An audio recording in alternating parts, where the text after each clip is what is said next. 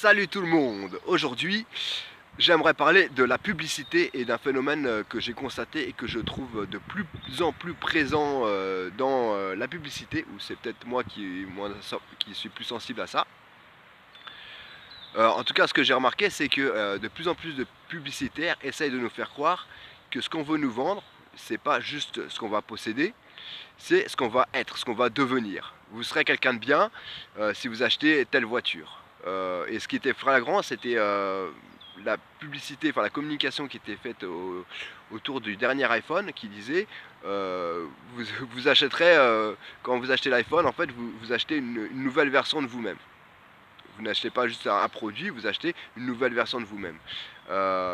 Souvent pour des voitures, on essaie de vous faire croire que vous serez quelqu'un de très entreprenant, de quelqu'un d'important si vous achetez ce produit. Si vous achetez ce parfum-là en particulier, vous serez un grand sportif. Ou tel habit, vous serez un grand sportif. Vous serez quelqu'un d'important si vous achetez telle ou telle marque de vêtements. Et voilà, en fait, on n'essaye pas de vous vendre juste le produit que vous possédez, mais on essaie de vous faire croire que vous deviendrez quelqu'un de différent en possédant la chose qu'on essaie de vous vendre. Et je pense que n'importe qui s'aime vraiment, qui a une bonne estime de lui-même, peut se rendre compte que on n'a pas besoin d'acheter telle ou telle chose pour être quelqu'un. On est déjà quelqu'un, tu es déjà quelqu'un, je suis déjà quelqu'un, sans avoir besoin d'acheter quoi que ce soit. On ne peut pas acheter ce qu'on devient. On devient ce qu'on devient, on est ce qu'on est. On n'achète pas ce qu'on est. On achète ce qu'on possède. Le verbe être n'est pas synonyme du verbe avoir et n'est pas synonyme du verbe faire. On n'est pas ce qu'on fait. On est ce qu'on est, point barre. Et donc cette petite constatation sur la publicité, ça rejoint la vidéo précédente que je faisais en parlant du moi faible,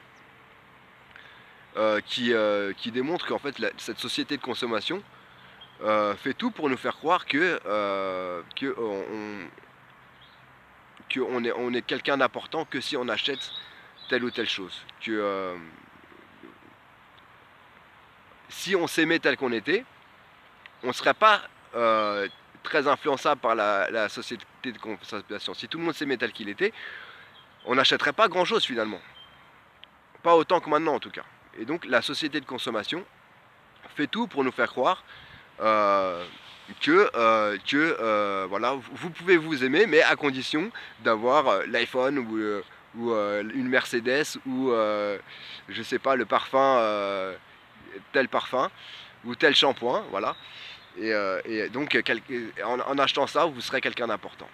Voilà. Alors qu'en fait, il est beaucoup plus simple et beaucoup plus sain, je pense, de s'aimer tel qu'on est, de s'accepter tel qu'on est et de s'aimer tout simplement.